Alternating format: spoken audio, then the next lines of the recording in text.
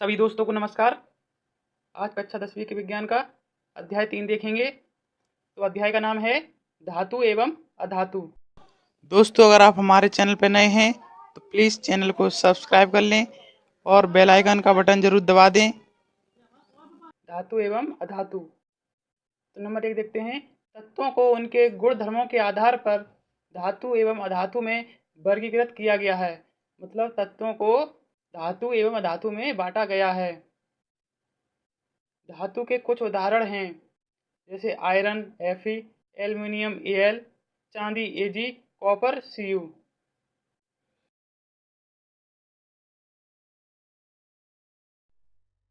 अधातु के कुछ उदाहरण हैं, जैसे हाइड्रोजन H से प्रदर्शित करते हैं, नाइट्रोजन N, सल्फर S और ऑक्सीजन O। अब नंबर 1 हेडिंग है भौतिक गुणधर्म। धातु के और अधातु के भौतिक गुणधर्म क्या हैं? तो नंबर 1 है अधात्विक चमक।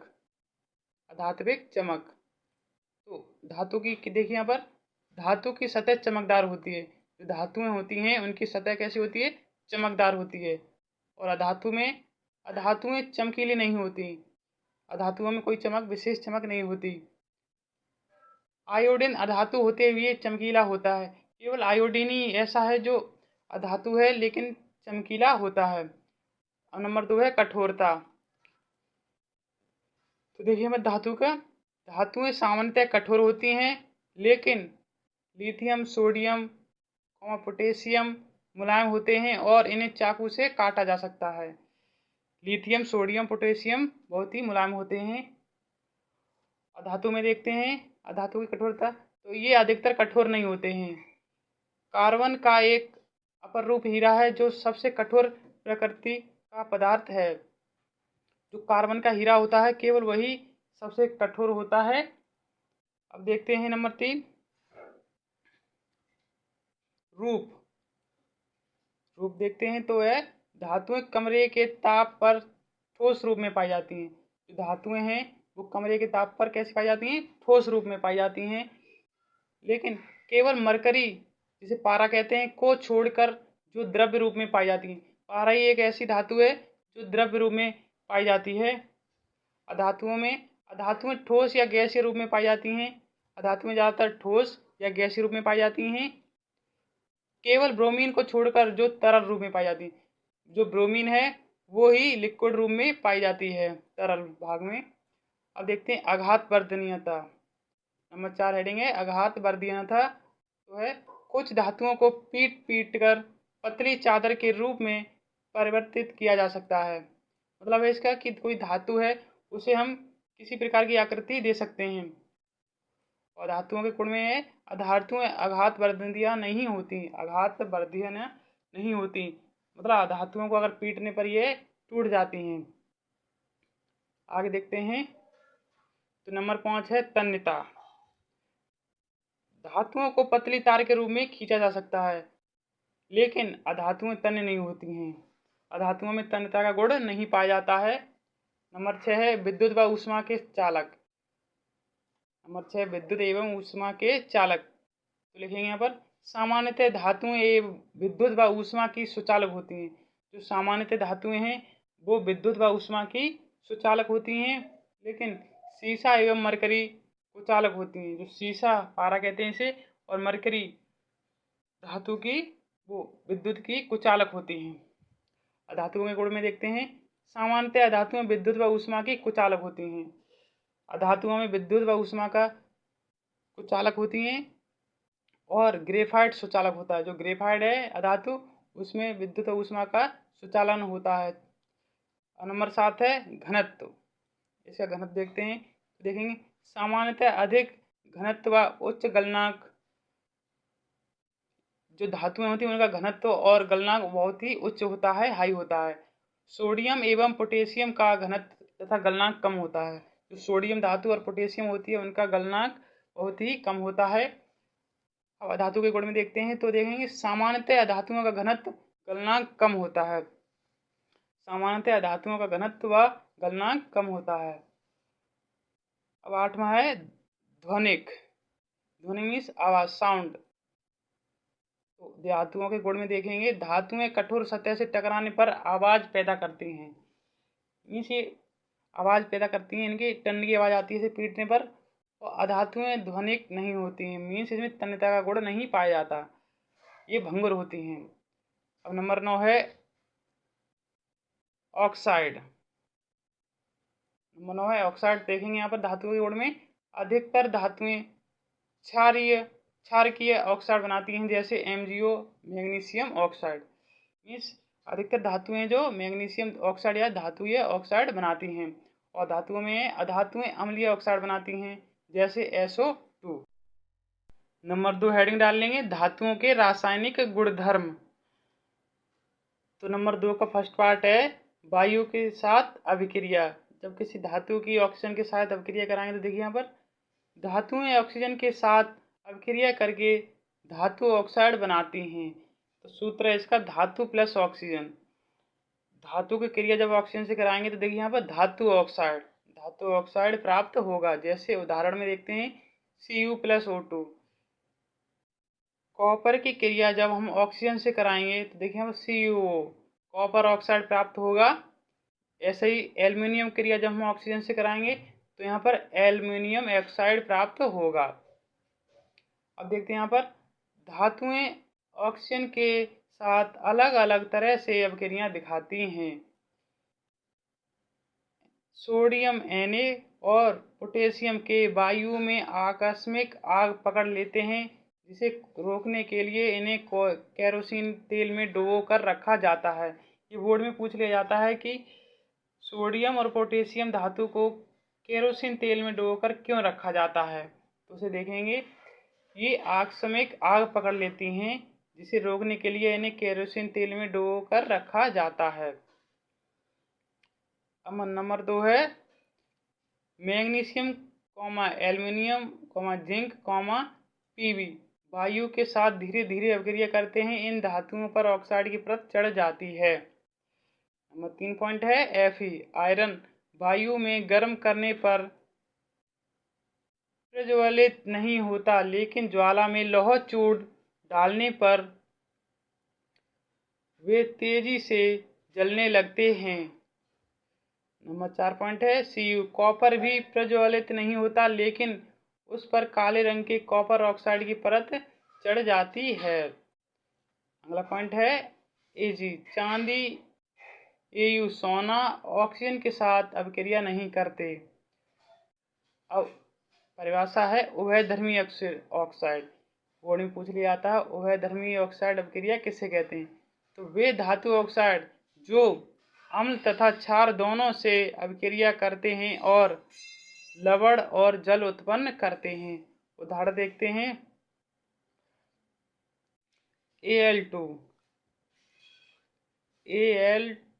Al2O3 की क्रिया जब HCl हाइड्रोक्लोरिक अम्ल से कराएंगे तो यहाँ पर AlCl3 प्लस H2O जल प्राप्त होगा।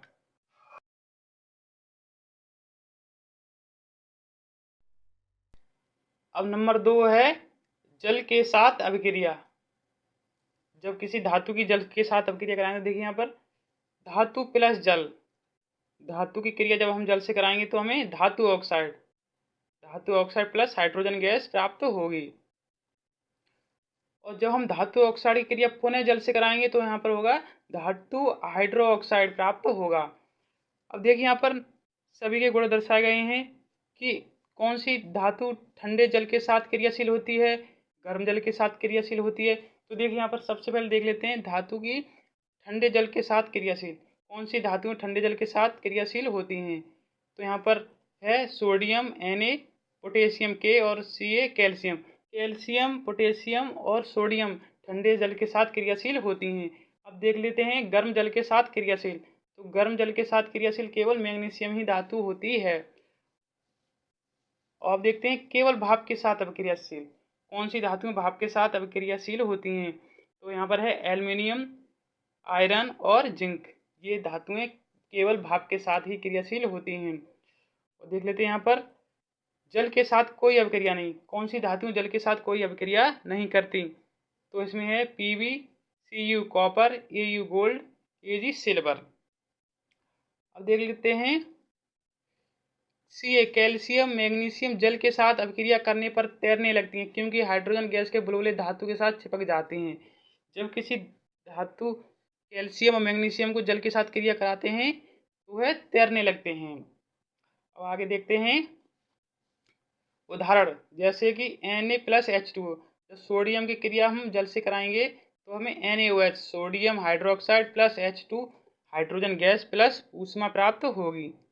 ऐसे ही हम कैल्शियम की क्रिया जब हम जल से कराएंगे तो यहाँ पर होगा कैल्शियम हाइड्रोक्साइड CaOH का होल डिवाइस प्लस H2 हाइड्रोजन गैस प्राप्त होगी। इसी तरह से ये 5 उदाहरण हैं, आप देख लीजिए। और वीडियो अच्छी लग रही है तो लाइक कर दें, और वीडियो को पॉज करके आप इसे नोट भी कर सकते हैं। नंबर 3 है धातुओं की तनु अम्ल के साथ अभिक्रिया। तो उदाहरण देख लेते हैं, धातु प्लस तनु अम्ल। तनु अम्ल कहते हैं HCl हाइड्रोक्लोरिक अम्ल। जब धातु की क्रिया हम तनु अम्ल से कराएंगे तो यहाँ पर लवण प्लस हाइड्रोजन गैस प्राप्त होगी। उदाहरण देख लेते हैं Fe+Hc। जब हम आयरन की क्रिया हाइड्रोक्लोरिक अम्ल Fe+HCl से कराएंगे तो यहाँ देखिए arrow FeCl2 iron chloride FeCl2 plus H2 प्राप्त होगा। यहाँ भी 5 उदाहरण हैं, देख लीजिए। यहाँ पर नोट पॉइंट है Cu copper Ag silver Hc तनु अम्लों के साथ अभिक्रिया नहीं करती। ये निम्न 3 धातुएं तनु अम्लों यानी कि HCl से अभिक्रिया नहीं करती। नंबर 4 पॉइंट है धातुओं की अन्य धातु लवणों के साथ अभिक्रिया। धातु की क्रिया जब हम लवण विलयन से कराएंगे तो यहाँ पर लवण विलयन प्लस धातु अलग अलग ही रहेंगे।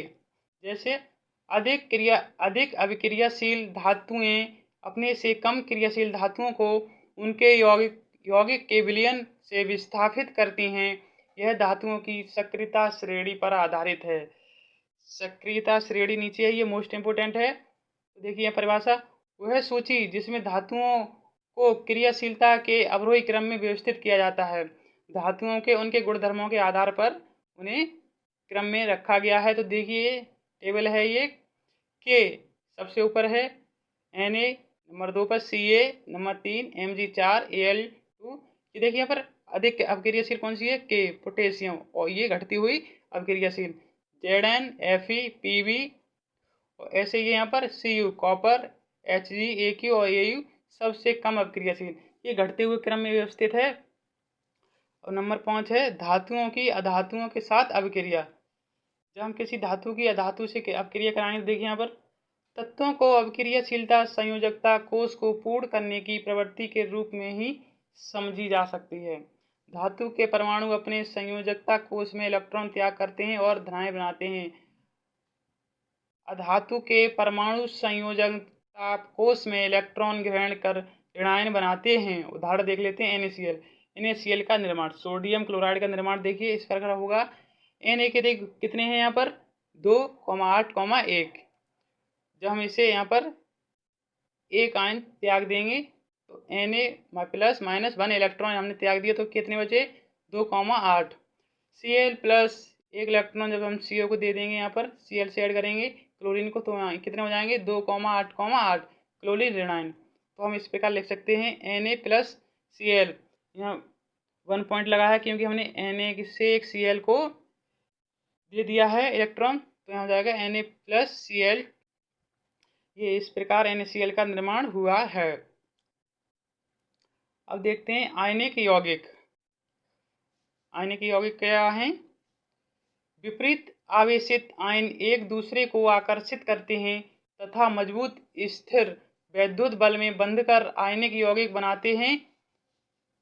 तो देख लेते हैं आयनिक यौगिकों के गुणधर्म। नंबर 1 है भौतिक प्रकृति। ये ठोस व कुछ कठोर होते हैं, ये सामान्यतः भंगुर होते हैं। जो आयनिक यौगिक हैं वो ठोस व कुछ कठोर होते हैं।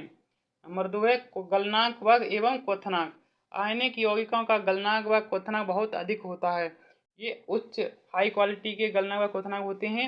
घुलनशीलता, तो इनकी घुलनशीलता है आयनिक यौगिक प्राय जल में घुलनशील व केरोसिन पेट्रोलियम जैसे विलायकों में अभिलय होती है। जो आयनिक यौगिक हैं वो जल में तो घुल जाते हैं लेकिन केरोसिन जैसे मिट्टी के तेल और पेट्रोल में नहीं घुलते। नंबर 4 है विद्युत चालकता।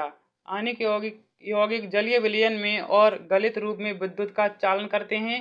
ये ठोस रूप में विद्युत का चालन नहीं करते। जो यानी कि यौगिक हैं जलीय विलयन और गलित रूप में विद्युत का चालन करते हैं। नंबर 3 है धातुओं की प्राप्ति। धातुओं की प्राप्ति हमें कहाँ से होती है? देखिए अब खनिज, हमें ज़्यादातर धातुएं खनिज से प्राप्त होती हैं। तो पृथ्वी में प्राकृतिक रूप से उपस्थित तत्वों एवं यौगिकों को खनिज कहते हैं। पृथ्वी में प्राकृतिक रूप से उपस्थित तत्वों एवं यौगिकों को खनिज कहते हैं। अब अयस्क देख लेते हैं। अयस्क क्या हैं? तो वे खनिज जिनमें धातु अधिक मात्रा में पाई जाती है और उसे निकालना लाभकारी होता है, उसे अयस्क कहते हैं। ये अयस्क की परिभाषा है। तो सक्रियता श्रेणी एवं संबंधित धातु क्रम, इसे भी धातु क्रम में रखा गया है। तो सबसे अधिक क्रियाशील, तो KNaCaMgAl स्वतंत्र रूप में नहीं मिलती विद्युत अपघटन, यह धातुएं स्वतंत्र रूप में नहीं पाई जाती हैं। मध्य अभिक्रियाशील, जो घटती हुई अभिक्रियाशील हैं, तो है Zn Fe Pb Cu Sc। ये सल्फाइड ऑक्साइड तथा कार्बोनेट अयस्क के रूप में कार्बन द्वारा अपचयित, इन धातुओं के दूसरी धातुओं में से अपचयित किया जाता है। और आगे है सबसे कम अभिक्रियाशील, जो Ag और Au है वो स्वतंत्र रूप में पाई जाती हैं। सोना और चांदी है वो स्वतंत्र रूप में पाई जाती हैं। अब देखिए यहाँ पर धातुओं का निष्कर्षण। अयस्क से धातु प्राप्त करना। चरण 1 में अयस्कों का समृद्धिकरण। नंबर 2 है धातुओं का निष्कर्षण। नंबर 3 है धातुओं का परिष्करण। जैसे अयस्क है, अयस्क का सांद्रण। उच्च अभिक्रियाशील धातुएं हैं गलित धातु का विद्युत अपघटन, शुद्ध धातु। मध्य अभिक्रियाशील धातुएं हैं सल्फाइड अयस्क HgSZnS, कार्बोनेट अयस्क जिंक कार्बोनेट। और निम्न अभिक्रियाशील धातु हैं सल्फाइड अयस्क। ओके, अब इसके बाद है कुछ मुख्य परिभाषाएं। जैसे ए है गैंग, पृथ्वी से खनिज अयस्कों में रेत, मिट्टी आदि जैसी कई अशुद्धियां पाई जाती हैं जिन्हें गैंग कहा जाता है। यही बोर्ड में आ जाती हैं परिभाषाएं, गैंग। बी है भर्जन, सल्फाइड अयस्क को वायु की उपस्थिति में अधिक ताप पर गर्म करने पर यह ऑक्साइड में बदल जाता है, इस प्रक्रिया को भर्जन कहते हैं। उदाहरण देखते हैं Zn की क्रिया जब हम ऑक्सीजन से कराएंगे और इसे ऊष्मा देंगे, तापन देंगे, तो यहाँ पर होगा zinc oxide ZnO+SO2 sulphur oxide प्राप्त होगा। नंबर सी परिभाषा है निस्तापन, कार्बोनेट अयस्क को सीमित वायु में अधिक ताप पर गर्म करने पर यह ऑक्साइड में बदल जाता है, इस प्रक्रिया को निस्तापन क्रिया कहा जाता है। तो उदाहरण है ZnCO2, जिंक कार्बोनेट को जब हम ऊष्मा देंगे तो यहाँ पर जिंक ऑक्साइड प्लस CO2 में बदल जाएगा। डी परिभाषा है अपचयन, धातु ऑक्साइड से कार्बन जैसे अपचायक का उपयोग कर धातु प्राप्त की जा सकती है। ZnO+C, जिंक ऑक्साइड की क्रिया हम कार्बन से कराएंगे तो Zn+CO प्राप्त होगा। नंबर 4 भाग है धातुओं का परिष्करण। धातुओं से अपद्रव्य को हटाने के लिए सबसे अधिक उपयोगी विधि विद्युत अपघटनी परिष्करण है। जैसे एनोड पर अशुद्ध तांबा, कैथोड पर शुद्ध तांबा। विलयन में जब कॉपर सल्फेट की क्रिया तनु सल्फ्यूरिक अम्ल से कराएंगे तो सूक्ष्म मात्रा में विलयन प्राप्त होता है। अब देख लेते हैं पॉइंट हैं कुछ महत्वपूर्ण नोट पॉइंट। विद्युत अपघट्य से जब विद्युत धारा प्रवाहित की जाती है तब एनोड से अशुद्ध धातु विद्युत अपघट्य में घुल जाती हैं। 2 है उतनी ही मात्रा में शुद्ध कॉपर विद्युत अपघट्य से कैथोड पर निक्षेपित हो जाती हैं। और नंबर 3 पॉइंट है अविलेय अशुद्धियाँ एनोड तली पर निक्षेपित होती हैं, जिसे एनोड पंख कहते हैं। अब मोस्ट इम्पोर्टेंट परिभाषा है संक्षारण। हेडिंग डालेंगे संक्षारण, तो देखेंगे धातुएं अपने आसपास आर्द्रता एवं वायु आदि के संपर्क में आने पर संक्षारित हो जाती हैं। बोर्ड में आ जाता है संक्षारण किसे कहते हैं या धातुओं पर जंग क्यों लगती है। तो नंबर 1 है सिल्वर, वायु में उपस्थित सल्फर के साथ अपक्रिया कर सिल्फर सल्फाइड बनाता है, जिसके कारण वस्तु काली हो जाती है। सिल्वर पूछेंगे सिल्वर काली क्यों पड़ जाती है। बी है कॉपर आंध्र कार्बन डाइऑक्साइड के साथ अपक्रिया करके हरे रंग का कॉपर कार्बोनेट बनाता है। कॉपर आपने देखा हो, कॉपर पर हरी परत चढ़ जाती है वो इसी की वजह से होती है कि कॉपर आंध्र कार्बन डाइऑक्साइड की अभिक्रिया करके हरे रंग का कॉपर कार्बोनेट बनाता है। नंबर 3 है लोहा। आंध्र वायु में लोहे पर भूरे रंग के पदार्थ की परत चढ़ जाती है, जिसे जंग कहते हैं। लोहे पर जंग कहते हैं तो उसे कहते हैं आंध्र वायु में, जब नमी की वायु में लोहे पर भूरे रंग के पदार्थ की परत चढ़ जाती है, जिसे जंग कहते हैं। तो लिखेंगे संक्षारण से सुरक्षा। इसे कैसे बचाया जा सकता है? तो लोहे को जंग लगने से बचाया जा सकता है पेंट करके, तेल लगाकर, ग्रीज लगाकर, यशदा लेपन करके, क्रोमियम लेपन द्वारा, एनओडीकरण या मिश्र धातु बनाकर। मिश्र धातु बनाकर भी हम इसे बचा सकते हैं। और यशदा लेपन, लोहे एवं इस्पात को जंग से सुरक्षित रखने के लिए उन पर जस्ते की जिंक की परत चढ़ाई जाती है, इसे यशदा लेपन प्रक्रम कहते हैं। अब देख लेते हैं, लास्ट पॉइंट है मिश्र धातु। मिश्र धातु दो या दो से अधिक धातु या धातु और अधातु के समांगी मिश्रण होते हैं। ये भी आ जाता है क्वेश्चन कि मिश्र धातु किसे कहते हैं। पॉइंट है नंबर 1, लोहा सूक्ष्म मात्रा में कार्बन के मिश्रण के साथ लोहा कठोर और प्रबल हो जाता है। दूसरा पॉइंट है इस्पात, स्टील। स्टील देखिए, हमें लोहा प्लस निकेल और क्रोमियम की क्रिया कराने से हमें इस्पात या स्टील प्राप्त होता है। पीतल है वो कॉपर और जिंक की क्रिया से प्राप्त होता है। कांसा है वो कॉपर और टिन की क्रिया से। सोल्डर है वो लेड और टिन की क्रिया से। और अम्लगमन है वो मरकरी प्लस अन्य तत्वों की क्रिया से प्राप्त होता है।